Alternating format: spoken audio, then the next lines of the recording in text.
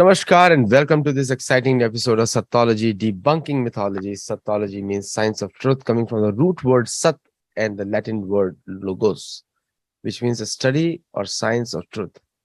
Opposite of that is mythology, which comes from the root Sanskrit word myth, ma in Devanagari, chota e, and tha, not the English one, myth. But the myth means is the root word for mithya, mithyachar. Many other words are created. Mythology means science or study of fake, lie, or imagination. The need for creating a new word, Sattology, against mythology was there was no antonym existing for mythology. Every word has to have an antonym or a synonym. So, for synonym of mythology is what you call it. Nowadays, the synonymous has become ancient history, which has no proof, is called mythology nowadays. There's a connotation in the American academic circles. We challenge that because we have proved it. Ramayana Mahabharata is a Sattology, not a mythology, because it's a completely, we have proved it. In my own books, I have proved, and before me, many authors have proved it, including our parampara from Brahma Madhva Sampradaya, Shankaracharya, Adi Shankaracharya, many other great scholars, Ramanujacharya, everyone has proved it. And the biggest proof was given by Hanuman himself in Mahabharata. And before that, it was given by Valmiki himself when he says how Sri Ram went from Kishkinda down to the south and to the ocean. Anyway, I have a very, very special guest, and we are discussing a very new concept. I really liked it. It's like fictionalizing with the current characters and the spiritual journey. It's a very intelligent way to put it. And there are a lot of stories like that in our Shastra also, like the Puranjan. And when Vidura tries to teach Dhritarashtra through the story of a snake and a rabbit, so those stories are mentioned in my book in Yudhishthir, the Puran of Dharma. So this is a very interesting account. And also there was another book written by His Holiness Tamal Krishna Goswami, where he wrote the story of a devotee, that how a bhakta comes to Krishna. Very beautiful stories. And also there was a story written by Rupa Goswami of Gopakumar, how he attains. So in this line, maybe so our guest may not have read those books, but I found the concept very interesting. So without delay, let us welcome Sri Amit Bansal from Middle East. Namaskar. Yeah. Namaskar, everyone. Namaskar, Adi, and to all your viewers and guests. So one of the interesting thing is that being an IIM Ahmedabad graduate, and people expect something very cold outcomes from you, the numbers and the cold and the statistics and the bar charts and all kinds of analysis from you. How did this call to Mahadev came? Okay.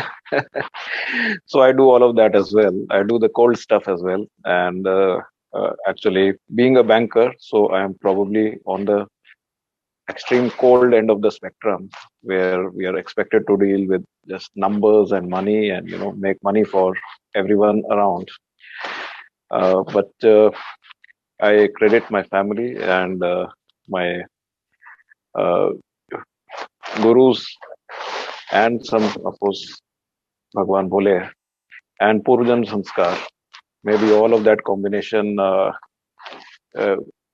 ensured that the soil was fertile within me for this spiritual seed to sprout. So I come from a very religious family, and temple visits as well as observing all the rituals and all were very integral part of our family life right since childhood. So when I became an adult and started working, probably because of external influences and all the modern thought and all, those sanskaras did go into dormancy for a while. But 4 or 5 years back, again, I think they came out of dormancy with quite a force, and I found myself thinking quite a lot on about the spiritual part of life.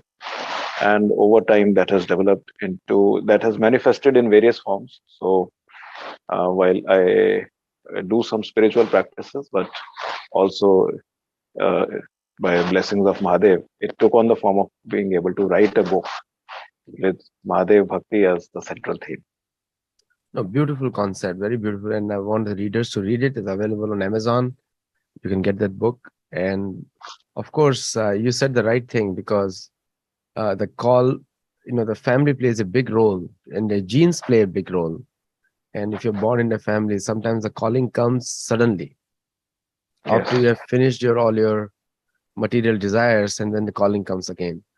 And for me, there is no difference between material and spiritual. Adhyatma is everywhere. It's like you don't have to separate yourself. So tell me one thing: when you use the English language, and very and viewers, we did not prepare this interview ever. We just had a one conversation where I was walking and he was talking on the phone. We just had that conversation. So when you use the English language, how difficult is for an Indian to explain his concepts to any new person? Mm, so at some places, I did use the words which don't have a equivalent in English. You know, like even simple words like Abhishek, which we do on Shivling. Now there's no very proper word which you can proper equivalent in English. One can use consecration or one can use other words, but they don't give the feeling of what it means. So I have used words like that in the book. Uh, but apart from that, I really don't think there's any way where so one can explain some words like that in a by while giving the context. But yes, at some concepts have to be used in the original, either Hindi or Sanskrit language only. So if one is explaining those concepts to a newbie, we'll have to give a lot of context and understand. The English language, and unfortunately, fortunately, all the Hindi lovers, I'll say sorry to you, but we are speaking in English about dharmic concepts. So, so the English language is designed like Latin or like any language, European languages. They have been modified to such an extent they directly promote the Christian concepts. Even the word, like you just the word they use, consecration. Consecration is it used in the church, Mm. and ablutions again in the church. And somehow, when we import English with an Indian mind, we are trying to equate many things to just to convey our message. So my question is, Japanese don't communicate in English. I've been to Japan many times, and they don't communicate in English. They communicate in their language. Others have to translate for their people. Why we have to translate everything in my words, my books, all my books use Sanskrit words all over the place because I want Americans to get used to Sanskrit words, and they have to start using vritti, dharma, karma in a proper pronunciation, not karma, dharma, no, dharma, karma. So what is the need for us to make ourselves so relevant that so that we dilute our entire thing for them? Like there is no word for Abhishek, like you correctly said. There's no word for Abhishek. So, I have been a temple pujari, so I know Abhishek when we do with Panchamrit, Mm. impossible to do this thing. So, why there is a need for, according to you? Okay, Why that's should we actually bend? Why should we uh, bend over bend ourselves to explain ourselves? yes, yes. No, that's a very interesting question, and actually, it's a very wide-ranging and even currently a controversial topic because a few weeks back we had a huge debate going on in Bharat about Hindi and versus English, and how the states react to that. So I think that there are both advantages and disadvantages of using English. So, firstly, why the need to use English in Bharat? Firstly, it's of course a colonial hangover with all the snobbery and upper class implications that speaking English brings upon the people. Secondly, Bharat is we have 30 languages. We have the running joke in Bharat that every 100 kilometers the language changes. So, to bind such a diverse country, we need a common language. You gave the example of Japan. So Japan is, one language, Japanese. In Europe, if you see, wherever the language changes, they've actually created a country around that. Fortunately for us, Bharat is, in spite of so much diversity, it is still a single country. So there is obviously a need to unite through a common language. A person from Punjab to Tamil Nadu or from Assam to Gujarat, you know how diverse it is. Unfortunately for us, that binding language right now happens to be English. Hopefully, in some years or some decades, we will move to a purely Bharatiya language like Hindi or probably a mixture of Hindi or Sanskrit. So that is one part. Second, why do we need to use English to explain ourselves to Western audiences? Currently, I see that as an advantage because it breaks down an important barrier of language and we are able to communicate our thoughts and concepts to them in a language they understand. Maybe we have to dilute some words or concepts, but I think if we are getting a larger goal of getting them to understand our culture, our dharma, and when people become serious about that, then of course we can even start removing that language barrier and we can gradually get them to understand our language. But right now I would see that that as the the benefits seems to be outweighing the sort of compromise which we are having to make, that it's opening up a larger audience for dharma, which ultimately helps our cause.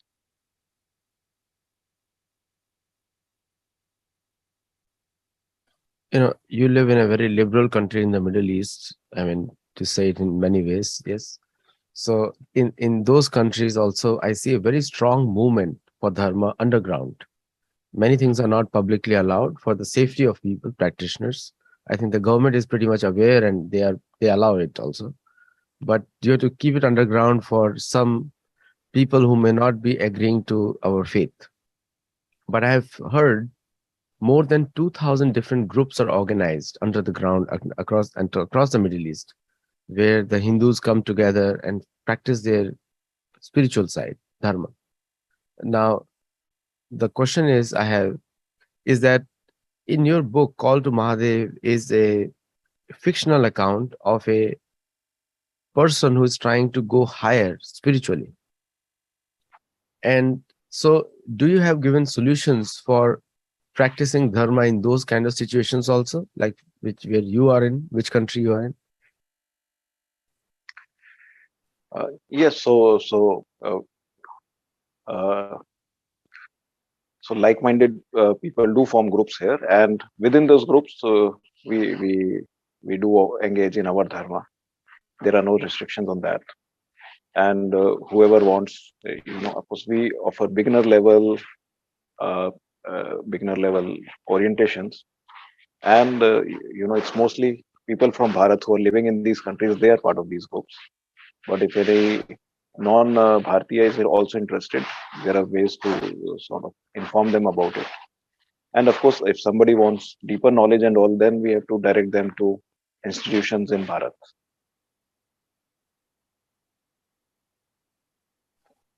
It's so interesting that people do not understand the value of freedom. Like in India or in US or in UK, Mm. where the religious freedom is guaranteed, even in Europe also many places. And but when you're in situations like where you are, I have seen some of the best practitioners in Middle Eastern countries where there is so much restriction, but it's like the gold comes out. I've seen so many important people, good people over there, very strong sadhana, and because they're living in a foreign land. So what do you want to tell to people who are living in India and US and UK that despite all the restrictions in the Middle East, we are practicing? What about you when you have all the freedom? Have you answered that question in your book? No, not in the book, but I'll tell you what I think about it. See, especially US, as I told you in the call the other day. After Bharat, the other bhumi which I see where dharma can really sprout in a big way is US. Uh, Primarily because it's a very open society. They allow all sorts of freedoms, including religious freedom. Uh, so that is for already people who are practicing dharma. They can continue to practice that without any disturbance or without any interference or without any fear. But what I also find is that Americans are quite open-minded towards dharma. They're inquisitive towards dharma. Probably they find that their cultural and religious setting does not answer all their questions, and they find that forthcoming in dharma. So I see a lot of scope of bringing people of of other traditions and other culture into dharma's fold. In some parts of the world, like where I live, it's mostly people who are already of Sanatan Dharma. They would be following it, but very few people outside of Dharma are show interest in learning about it. But in US, I think that situation is different. In UK as well, where other people are very inquisitive, and it this is an opportunity we should realize. In fact, I find that here Sanatan Dharma has a slight, uh, uh, we do not have the first mover advantage. I think Buddhism has taken that advantage. People in US or UK or Europe, when they think of Eastern philosophy or Eastern spirituality, Oriental spirituality, I think the images that come to mind are of Buddha and of Buddhist monks. You will never hardly find the Hindu thing coming on top of the mind. So that is something I think we really need to correct. We need to educate more and more people about Bharat. You know, Bharat is the only place. Bharat and Nepal are the only places where Sanatan Dharma is in majority. Unfortunately, what that also means is that very few people are aware about outside Bharat are really aware about Dharma. So that is something which people living in US, UK, Europe. Europe has very few people, but US and UK have quite a lot. So they need to really work for Sanatan Dharma in trying to bring more and more people under its fold. I will agree with you partly there because, yes, you are right. From a person who is in a Christian background and has no relationship, and because it partly also due to the historical fact that many Buddhist teachings were absorbed in the New Testament, like the Holy Spirit, the Father, and this thing came from Buddhism into the New Testament because it was modified from the Old Testament, and also the concepts of peace, ahimsa, from Buddhism, because they had seen, because the Bible is a living book in terms of it has been modified so many times that you have no idea how many times it has been modified. It's like someone gets an idea that this should be changed and they change it. Like thou shall not kill became thou shall not murder. Now people question them on that, why thou shall not kill should be used for the animals also, because animals have life. But then they say animals have no life. But the new Bible which they are writing, they are actually saying that Bible that animals have life. So again they are changing it. So it's like there is no fixed thing. It's like Hindi bolte hain pande ka lota. It's like there is no Bin pen base. bin Bin pen pande ka dega lota. lota. Correct. It's like this. It's just rolling, and it's like thali ka bangan jaisa hai. The thali they're just changing. Because their goal is not giving any spiritual benefit. They want to collect donations, and Mm. practically they don't give anything. They want you to be dependent on the church for rest of your life. So they don't like Buddhism, they don't like Sanatan Dharma, and many things in the US are also changing. Like the politicians, you'll see, if you watch the YouTube videos or anywhere else, American politicians regularly talking about Judeo-Christian background. So again, think they are questioning that factor. They want to retain their European thought. So, but still, I mean, constitutionally, there is a freedom there. Now, my next question to you is for those people, again, you can talk about your book freely on this question. For those people who are living in countries like India, which is or Brazil. Brazil has a big growing Hindu population now, Mm. and they're Brazilians, but they're attracted to Rishikesh, Ganga, Varanasi. I know so many people. And the organizations such as ISKCON have done a very good job abroad, where at least they're trying to bring the original scriptures there. I don't say You have to go by the meanings or what they're trying to say, but they're trying to bring the original Bhagavad Puran and Bhagavad Gita. And there are other gurus also very popular. Sadguru is popular. Shri Ravi Shankar is popular. May not be exactly as per the standards of the parampara, but still they are doing something little bit somewhere. So my question to you is, so when you, from your book, when you gave this fictional account, what was your goal to educate? Because why we are writing books, you are financially very secure, I can see that. And why we write books? What is the purpose of it? What was the purpose of writing a fictional account, A Call of Mahadev? Hmm.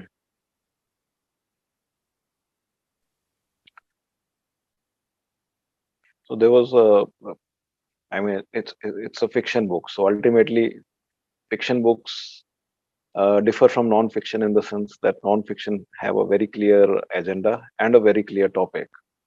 But fiction has a sort of mixed uh, agenda. They seek to engage the reader, and uh, if it's very frivolous fiction, it's the agenda is purely entertainment. But in the category of book which I have written, is it's fiction with the idea to make people think about something. Now, what is it which I want to make people think about, and what all messages which I've tried to give in the book is something now I'll tell you. So one was I wanted people to think about incorporating spirituality into their daily lives. No matter how old they are or how young they are, no matter what they are doing, what occupation they are doing, and in which part of the world they are. So normally we the tendency is to keep pushing spirituality till one is retired and one has nothing else to do. That is when people think of turning to God. They say ki, enough of the material world, and now we'll start thinking about our afterlife. But what I feel is that is too late. You know, the moment you start taking the moment of your birth onwards is actually your time for spirituality that much is running out.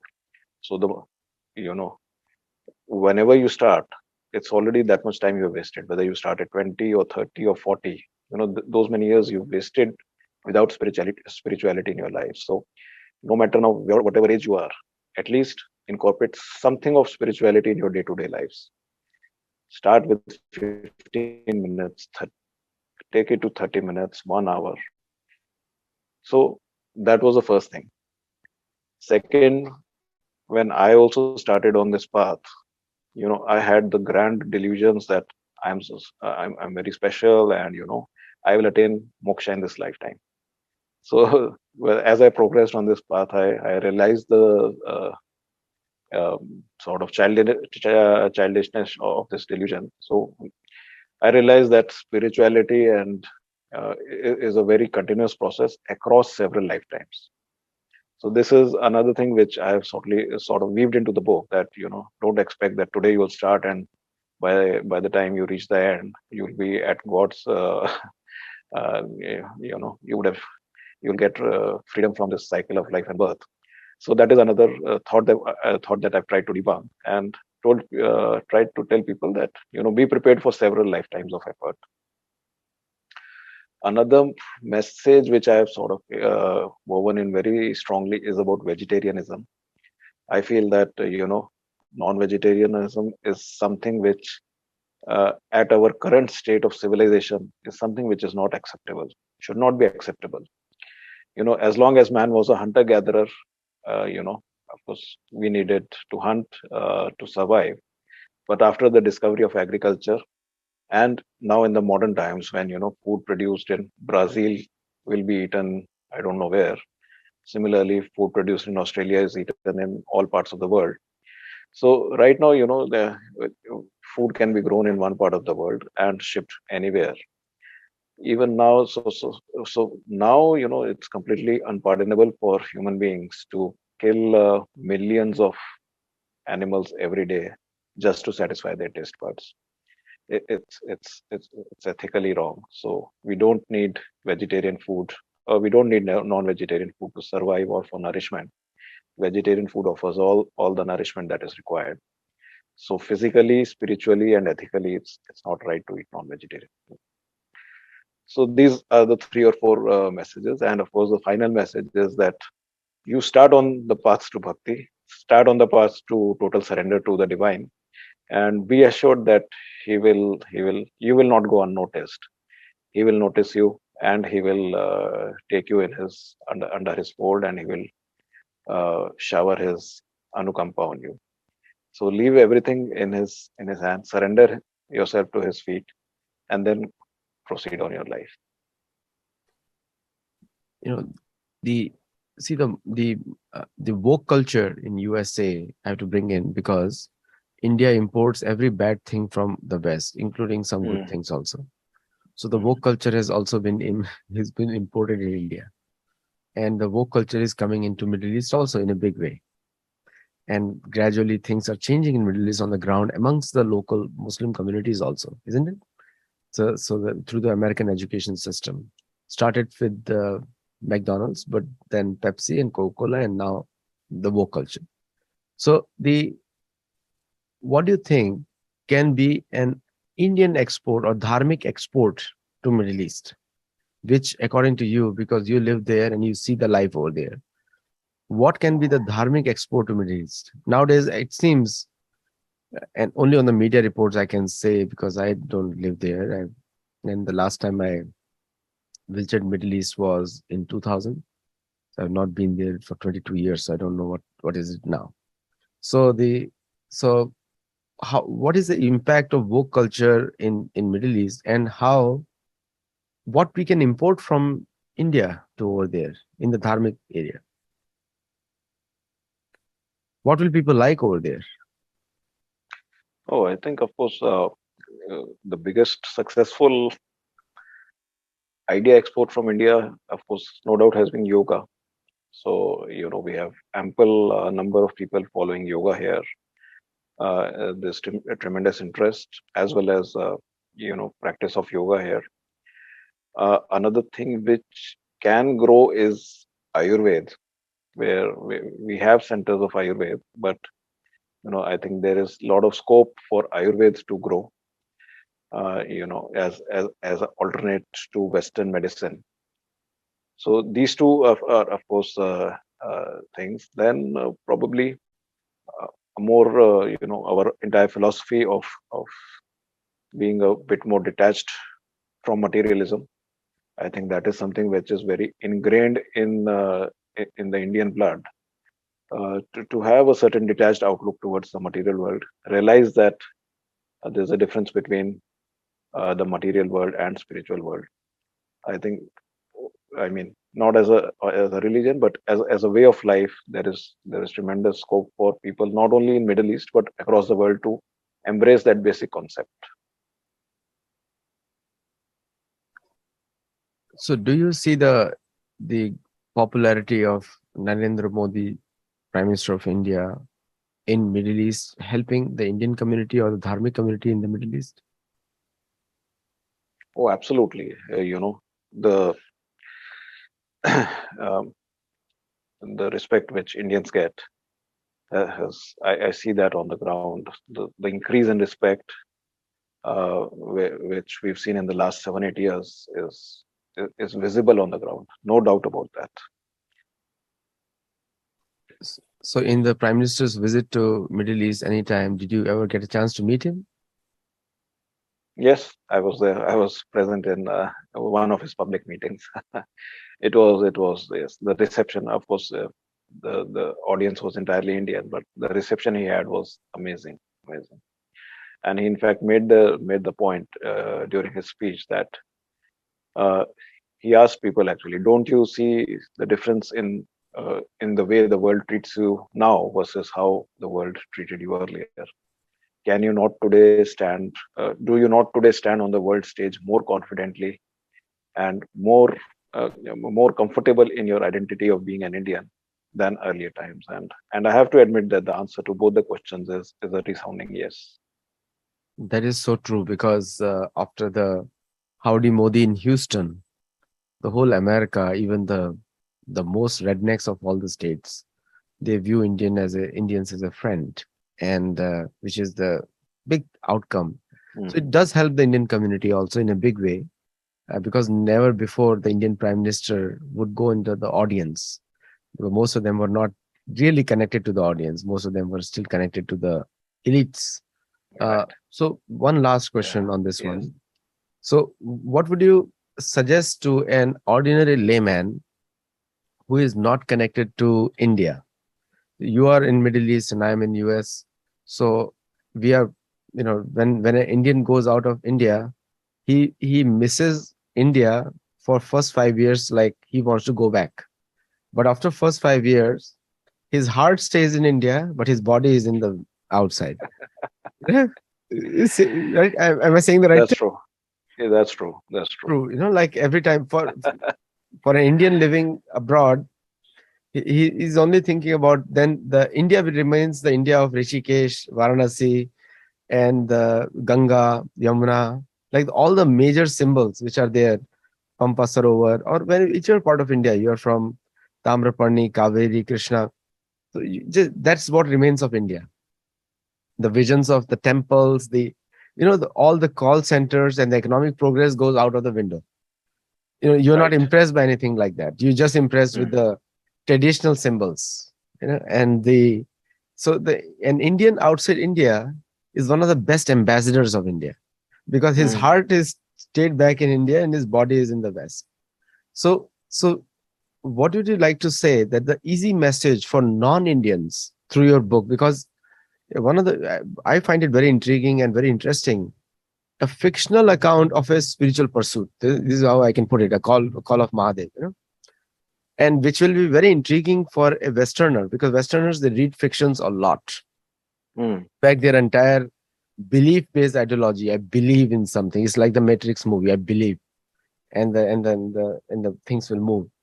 So so for them, it's a very beautiful world, a make-believe world. But you're giving a spiritual message behind the make-believe world. So what will make it easy for them to, through your book, to come to Sanatan Dharma?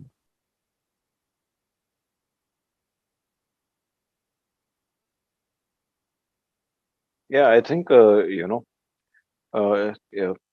people who will read the book, they'll realize that the initial few chapters are sort of give a very soft entry. They're not outrightly straight away dive into spirituality. That comes more around the middle part of the book. But the initial few parts give a very gentle introduction into the world of meditation and the world of bhakti.